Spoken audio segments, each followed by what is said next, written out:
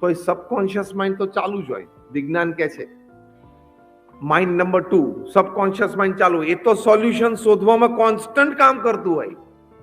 તમારું active mind સુઈ જાય પણ સબકોન્શિયસ માઇન્ડ તો ચાલુ જ રહે.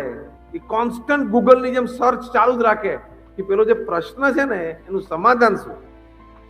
હવે આટલી સરસ સિસ્ટમ ભગવાને આપી છે, પછી તું રોવે, બેસી જા, પાછો પડી જા, સવારના ઉઠીને એનર્જી ન રહે કામ કરવાની, તો વાંક તો તારો જ છે. એટલે પ્રોસ્પેરિટી થિંકર બનવાનો પહેલો જ સિદ્ધાંત પોઝિટિવિટીની એડવર્સિટી કે હું હંમેશા સમૃદ્ધતા જ વિચારીશ, આશાવાદી જ રહીશ, સારું જ થવાનું છે એવા જ વિચારોમાં રહીશ.